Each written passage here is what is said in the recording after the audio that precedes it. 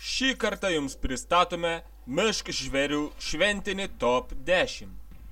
O jį pradeda puikus dovanėlių dalymosi pavyzdys, kuriame nuplikęs kalėdų senelis nepagaili dovanos savo komandos draugui Donciui.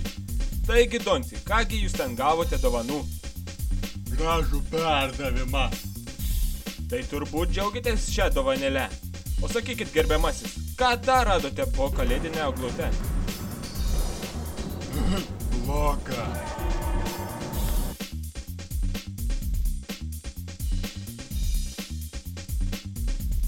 Aštuntoje vietoje epizodas įrodantis, jog Doncis moka ne tik priimti dovaną, bet ir pats jas puikiai dalyja savo komandos draugams, pelnydamas puikius taškus.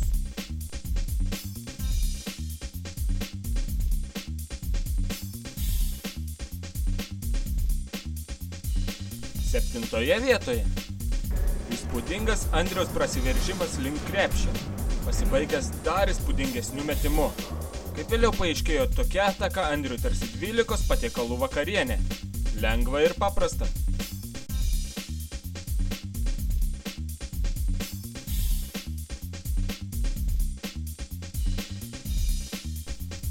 Šeštoje vietoje sutinkame Andrių, kuris nepasisotinęs vien taikliu metimu, dar atlieka ir rezultatyvų perdavimą eikliajam Virgiui.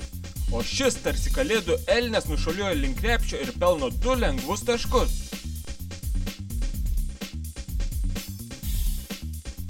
Penktoje vietoje net ir 3 karalių Irmanto, Donato ir Irmanto pastangos nuėjo veltui, bandant sustabdyti iš dangaus nužengusio Evaldo nuostabią ir kūrybingą ataką.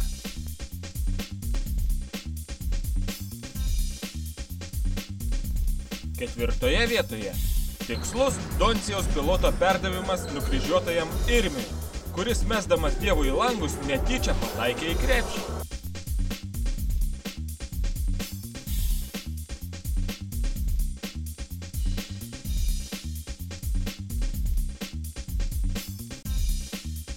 Trečios vietos epizodas sukuria ir kalėdinių dovanėlių dalybas baigia Evaldas, atiduodamas kamuolį po krepšiu tarsi vienam namuose pasijutusiam Virgiui Kalkinui, o šis ataką užbaigia visą griaunančių metimu.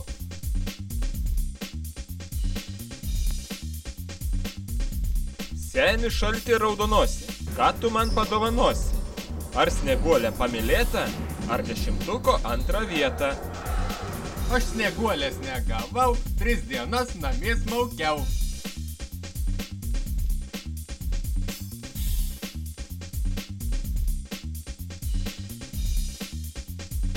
Ir gražiausia šio 10-ko epizodas sukuria Irmantas, kuris tarsi ungurys išsisukęs iš gynybinių gniaužtų pataiko tokį metimą, kuris naujametinės petardas priverčia iššauti netgi porą dienų anksčiau.